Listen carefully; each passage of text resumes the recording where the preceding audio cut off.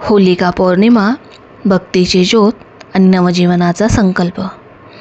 फाल्गुन महिन्याची ती चांदण्यांनी उजळलेली रात्र. आकाशात पूर्णचंद्र शांतपणे झळकत असतो. थंड वाऱ्यासोबत वातावरणात एक वेगळीच पवित्रता जाणवते. हीच ती रात्र, होलिका पौर्णिमा, ज्याला आपण हुताशनी पौर्णिमा असेही म्हणतो. हा सण फक्त रंगांचा नाही, तो आहे अंधारातून प्रकाशाकडे जाण्याचा, वाईटातून चांगुलपणाकडे वळण्याचा. शहर असो किंवा खेडे, होळी आली की सर्वत्र आनंद उत्साह पसरतो. लहान मुलं गल्लीबोळातून गात फिरतात, होळी रे होळी पुरणाची पोळी, होळीला गौऱ्या पाच पाच, डोक्यावर नाच नाच. लाकडं गौऱ्या गोळा होतात. घराच्या अंगणात किंवा गावच्या चौकात एक मोठी एरंडाची फांदी उभी केली जाते. तिच्याभोवती लाकडं आणि गौऱ्या रचल्या जातात. संध्याकाळ होताच होळी प्रज्वलित होते. सवाष्णी, लहान मुलं, तरुण, वृद्ध सर्वजण भक्तिभावाने तिची पूजा करतात. पुरणपोळीचा गोड नैवेद्य दाखवला जातो, कारण हा सण आपल्याला सांगतो, हे जुनं कालबाह्य आणि अमंगल आहे, ते जाळून टाका. होलिकेची कथा. प्राचीन काळात राक्षस कुळात हिरण्यकश्यपू नावाचा एक बलवान पण अत्यंत अहंकारी राजा होता. त्याने तप करून अपार शक्ती मिळवली होती. त्या गर्वामुळे तो स्वतःलाच देव मानू लागला. त्याने आदेश दिला, माझीच पूजा करा, विष्णूचे नाव कोणीही घेऊ नये. परंतु नियतीचा खेळ वेगळाच होता. त्याचाच पुत्र प्रल्हाद हा जन्मापासून भगवान विष्णूंचा परमभक्त होता. तो प्रत्येक क्षणी म्हणत असे, ओम नमो भगवते वासुदेवाय. हे पाहून हिरण्यकश्यपू संतापला. त्याने प्रल्हादाला अनेक यातना दिल्या, पण प्रत्येक वेळी भगवान विष्णूंनी आपल्या भक्ताचे रक्षण केले. शेवटी हिरण्यकश्यपूने आपल्या बहिणीची मदत घेतली. तिचे नाव होते होलिका. तिला अग्नीपासून न जळण्याचे वरदान होते. लाकडांची मोठी चिता तयार झाली. होलिका त्यावर बसली आणि प्रल्हादाला मांडीवर घेतली. पण त्या क्षणी प्रल्हाद शांत होता. त्याच्या ओठांवर फक्त विष्णूचे नाव होते.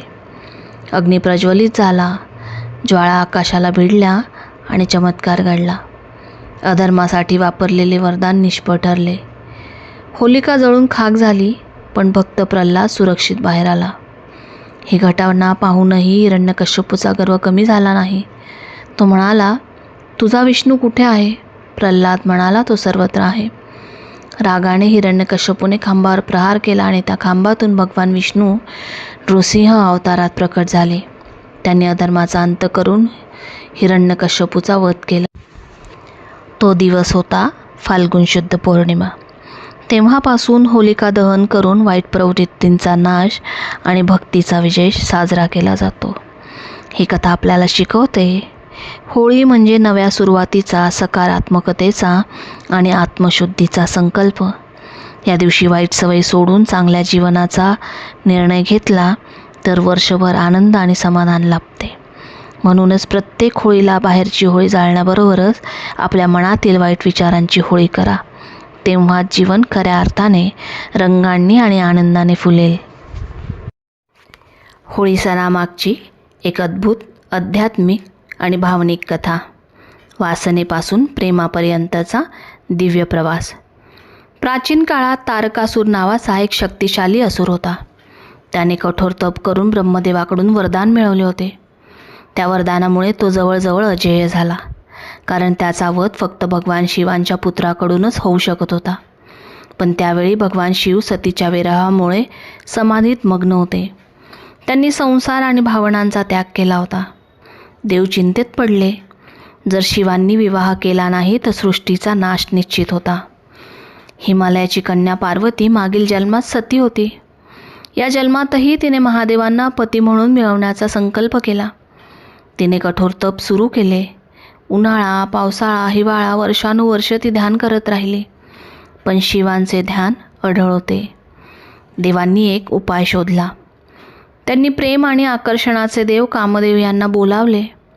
कामदेव म्हणाले, महादेवांना विचलित करणे म्हणजे अग्नीत उडी घेणे आहे. पण सृष्टीच्या रक्षणासाठी त्यांनी धोका पत्करला. वसंत ऋतू आला, फुले उमलली, सुगंध पसरला. कामदेवांनी फुलांचे बाण घेतले आणि शिवांच्या हृदयावर सोडले. क्षणभर शिवांचे ध्यान भंग झाले, पण पुढच्या क्षणी त्यांचा तिसरा डोळा उघडला. भयंकर अग्निज्वाळा उसळली आणि कामदेव भस्म झाले. कामदेवांची पत्नी रती दुःखाने व्याकुळ झाली. तिने महादेवांची आराधना केली. प्रभू, ते सृष्टीसाठी आले होते, त्यांचा अपराध नव्हता. तिचे तप पाहून शिवांचे हृदय द्रवले.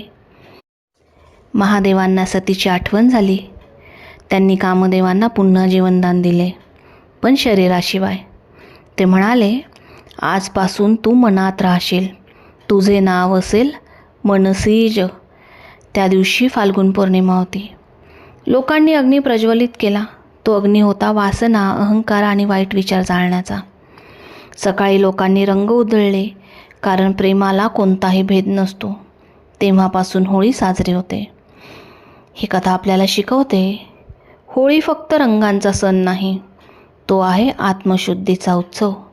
मनातील वाईट भावना जाळण्याचा दिवस, अहंकार सोडण्याचा दिवस. कारण वासना नष्ट झाली की प्रेम जन्माला येते. शिव म्हणजे संयम, काम म्हणजे भावना.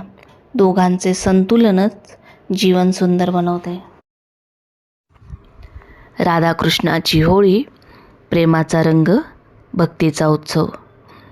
फाल्गुन महिन्याची ती सुगंधी सकाळ. वृंदावनात वसंत फुलला होता, पण एक छोटा प्रश्न कृष्णांच्या मनात आला. आई, मी एवढा सावळा का आहे आणि राधा इतकी गोरी का? लहान श्रीकृष्ण आई यशोदेला विचारतात. यशोदा हसून म्हणाली, बाळा, तुला जर वाटत असेल तर राधेला रंग लाव. हा निरागस सल्ला, पण त्यातून सुरू झाला एक सुंदर उत्सव. पहिली होळी. कृष्णाने मित्रांसह रंग तयार केले. टेसूच्या फुलांपासून गुलाल, पिवळे, हिरवे रंग तयार केले. तो बरसण्यात गेला. राधा आणि सख्यांवर रंग उधळले. सुरुवातीला राधा रागवली, पण नंतर हसली. सगळे वृंदावन रंगात न्हाऊन निघाले. त्या दिवशी प्रेमाने भेद विसरले. कृष्ण म्हणाले, राधे, रंग सर्वांना एकसारखे करतात. प्रेमात कोणताही भेद नसतो. तेव्हापासून होळी प्रेमाचा उत्सव बनली. गोपिका, वृंदावनातील लोक सगळे रंगांनी न्हाऊ लागले. आजही वृंदावन, बरसाना येथे राधाकृष्णांच्या होळीची परंपरा जपली जाते. ही कथा आपल्याला शिकवते, खरे प्रेम रूप, रंग किंवा भेद पाहत नाही. होळी म्हणजे फक्त रंग नाही, तो आहे कृष्णांच्या प्रेमाचा संदेश, जो आपल्याला शिकवतो, सगळ्यांना आपल्या प्रेमात रंगवा.